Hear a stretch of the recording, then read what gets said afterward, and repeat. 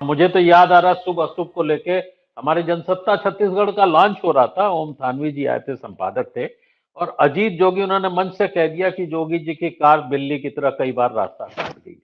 यही वो शब्द थे, वाक्य था जिस पे पूरा टकराव हुआ और जनसत्ता और सरकार में भिड़ंत जैसी स्थिति आ गई। तो जरा सी चीज कहां से कहां पहुंच जाता है। स्वर्ण जी, मैं आपके पास आऊंगा। अभी बात आई इंदौर मालवा से लेकर के मुंबई तक, पनौती शब्द पर जो चुनाव आयोग ने किया और इसका नुकसान, लोग मान रहे हैं कि अब ये एकदम जो आम लोग हैं उनके बीच में चर्चा का विषय, मजाक का विषय, कार्टून का विषय बन चुका है जी। नहीं, इसमें दो तीन चीजें हैं। ये डॉक्टर साहब जुड़ गए हैं, अगर आप चाहें तो उनको नहीं नहीं आप, हाँ, अच्छा, नहीं नहीं आप क्योंकि पहले फिर बोले फिर मैं उसके बाद, हाँ, नहीं वो मैं दोबारा आ जाएंगे, मैं पहले आप जी। देखिए, एक तो भारतीय जनता पार्टी ने बहुत ही जिस तरह से शिकायत की वहाँ चुनाव आयोग को, और चुनाव आयोग ने जो संज्ञान संज्ञान लिया, दोनों बड़ा मतलब दुर्भाग्यपूर्ण है। क्योंकि चुनाव आयोग को अगर संज्ञान लेना था तो प्रधानमंत्री ने और गृह मंत्री ने बहुत सारी चीजें जो व्यंग्यात्मक रूप से या अपमानजनक तरीके से राहुल गांधी के बारे में, गांधी परिवार के बारे में कई बार कही है, और इस चुनाव के दौरान भी कही है। राहुल गांधी को अप्रत्यक्ष तरीके से मूर्खों का सरदार कहा गया है, तमाम तरह के वो लगाए गए हैं। राहुल गांधी ने क्या कहा, उन्होंने तो जो कहा ऑस्ट्रेलिया की हार को लेकर, कि उन्होंने कहा कि भाई ये जो माफ किए हैं, इन्होंने ऋण माफ किए हैं, वो उसको लेकर कहा, और उनकी उपस्थिति को लेकर कहा कि मोदी जी की उपस्थिति वहां ठीक नहीं थी वो स्टेडियम में। देखिए, मैं एक दूसरे मुद्दे पर आता हूं, क्योंकि ये पनौती शब्द तो राहुल गांधी के कहने के पहले सोशल मीडिया पर काफी ट्रेंड हो चुका था और बहुत चल रहा था। और राहुल गांधी ने कुछ कहा, उसका संज्ञान बीजेपी को लेना और इलेक्शन कमीशन को लेना, ये हास्यास्पद है। मैं इसमें ये मानता हूं कि राहुल गांधी को ये कहना नहीं था। मैं ये मानता हूं राहुल गांधी का जो स्टेचर है वो अब जनता के बीच में इतना ऊंचा हो गया है कि मैं एक बात पूछना चाहता हूं कि अगर स्टेडियम में राहुल गांधी भी होते, या गांधी परिवार का कोई सदस्य होता, या कपिल देव होते, या धोनी होते, तो क्या कहते हम? या ये मैच मान लीजिए कि अहमदाबाद में नहीं हो रहा होता, कलकत्ता में, चेन्नई में या बॉम्बे में हो रहा होता, हम हार को पनौती के साथ क्यों जोड़ना चाहते हैं? ये मतलब अजय जी ने जो मोदी जी के बारे में कहा वो एक अलग मुद्दा है कि उनके आने के बाद से, यार संजय राउत का ट्वीट है, अभी ताजा ट्वीट है कि 2014 से देश में जैसे पनौती की पीड़ा शुरू हो गई है। ये उनका ट्वीट है, ताजा ट्वीट। वो कह रहे हैं कि भाई जैसे 7.5 हो जाती है या और तमाम चीजें होती है, वैसे ही है पनौती की पीड़ा 214। ये मामला पनौती का नहीं है, और राहुल गांधी को भी समझना चाहिए और देश को भी समझना चाहिए। दो चीजें हैं इसमें। एक तो अगर मोदी जी वहां नहीं होते तो हमारी जो टीम है वो इतने मनोवैज्ञानिक दबाव में नहीं आती वहां। ऑस्ट्रेलिया के पीएम को बुलाया गया था, उन्होंने आने से मना कर दिया, और उन्होंने अपने कैबिनेट के कुलीग को या डिप्टी प्राइम मिनिस्टर को भेज दिया। जब मैच चल रहा था भारत में ऑस्ट्रेलिया का, तो पूरा ऑस्ट्रेलिया सोया हुआ था वहां। मेरी तो बेटी है इसलिए मैं जानता हूं, क्योंकि अगले दिन सबको काम पे जाना था।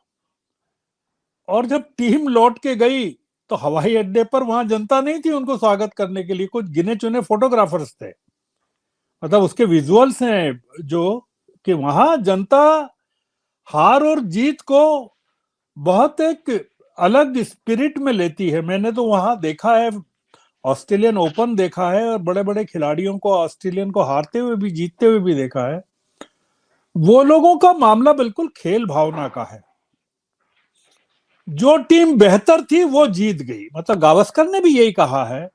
कई चीजें उठाई जा रही है, पिच का मामला उठाया जा रहा है, मोदी जी की उपस्थिति, मोदी जी के गुण दोष अपनी जगह हैं प्रधानमंत्री के तौर पर, उन्होंने क्या किया नहीं किया, पर मैं ऐसा मानता हूं कि ये राहुल गांधी को बचना चाहिए था और बचना चाहिए इस तरह की चीजों में पढ़ने के लिए। और इसमें राहुल गांधी की कोई तारीफ नहीं हुई है। एक मैं आपको बताना चाहता हूं कि सोशल मीडिया पर लोगों ने राहुल गांधी की बात को रीट्वीट कम किया है और उनकी आलोचना ज्यादा की है कि उनको इस तरह की बात नहीं करना चाहिए, उनको शोभा नहीं देता। कांग्रेस के जूते दूसरे लोग कहें, कांग्रेस देश की जनता कुछ कहे, ये अलग मामला है। मतलब ये इस तरह से प्रधानमंत्री पर टिप्पणी करना, मेरे ख्याल से उनको पनौती मानना और अडानी के साथ उनको भी जो उस मामले को भी जोड़ना, मैं थोड़ा सा, पर आप पूरा विषय जो है आपका ये इलेक्शन कमीशन का है।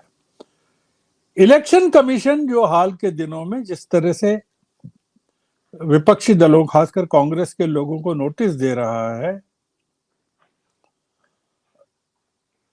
खड़गे साहब की तो प्रतिक्रिया देखी हम लोगों ने। मतलब उन्होंने कहा कि देखेंगे, जो नोटिस हम तक पहुंचेगा तो देखेंगे। प्रियंका गांधी को भी बहुत सारे नोटिस दिए गए हैं इलेक्शन, इस चुनाव के दौरान प्रचार। इलेक्शन कमीशन अपनी गरिमा को खत्म कर रहा है। जो पूरी की पूरी बात है, अभी इंडियन एक्सप्रेस की खबर भी है कि उन्होंने जो इलेक्शन कमीशन ने किया है वो कोई बहुत अपने एक संवैधानिक संस्था की गरिमा के अनुकूल काम नहीं किया है कि इन तरह की बातों का संज्ञान लेना है। अब दो चीजें हो सकती है, क्या इसमें मॉडल कोड ऑफ कंडक्ट का उल्लंघन हुआ है? नहीं हुआ है, किसी भी तरह से नहीं हुआ है, जो इंडियन एक्सप्रेस की खबर भी है और वैसे भी है।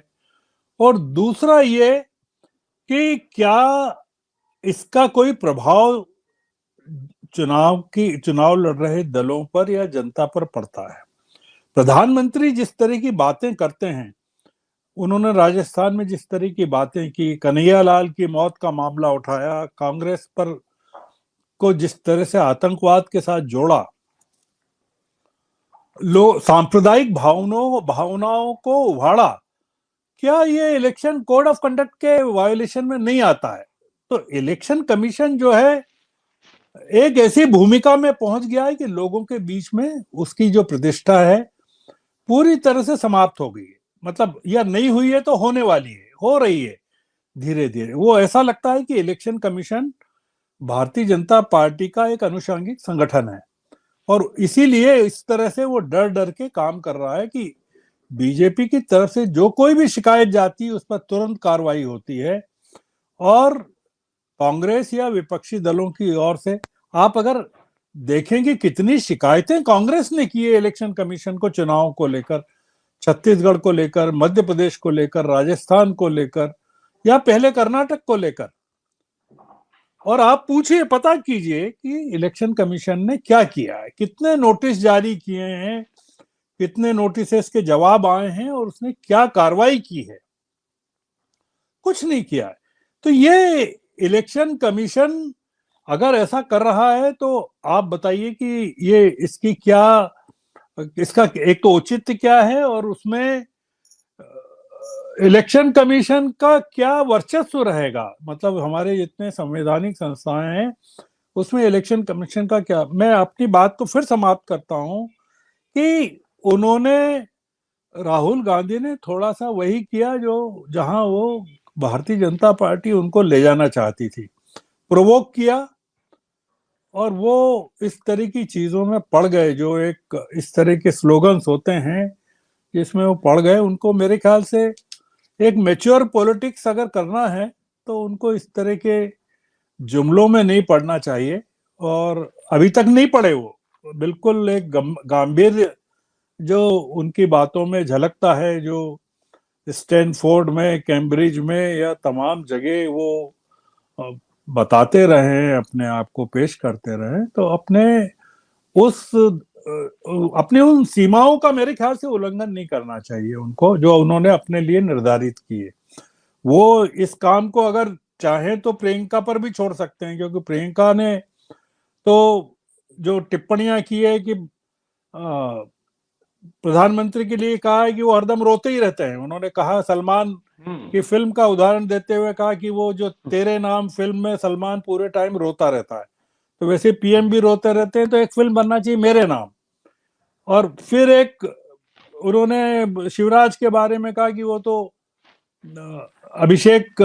अमिताभ बच्चन की तरह एक्टिंग करते हैं। ये काम प्रियंका के भरोसे छोड़ दें, क्योंकि वो बहुत ही विनम्रता से, शालीनता से और व्यंग्यात्मक तरीकों से आक्रमण करती हैं, और जनता उसका संज्ञान भी लेती है। और वो इलेक्शन कमीशन की हिम्मत भी नहीं होती कि प्रियंका को नोटिस।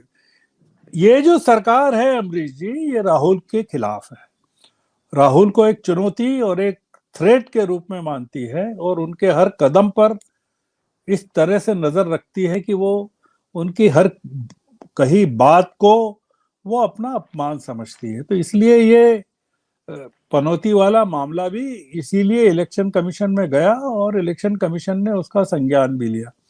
अब मुझे पता नहीं, जानकारी नहीं, क्योंकि मैं कोई कानून का ज्ञाता नहीं हूँ। रिप्रेजेंटेशन ऑफ पीपुल्स एक्ट में क्या इसके प्रावधान हैं, जो बताया गया है कि उसमें तो इस तरह की कोई बात नहीं, जो मॉडल कोड ऑफ कंडक्ट। पर अगर फिर भी है और इलेक्शन कमीशन को लगता है, तो आजकल तो स्पीकर्स भी इस तरह के कदम उठा रहे हैं, जो राज्यसभा के सभापति हैं वो भी इस तरह के कदम उठा रहे हैं, इलेक्शन कमीशन भी इस तरह के।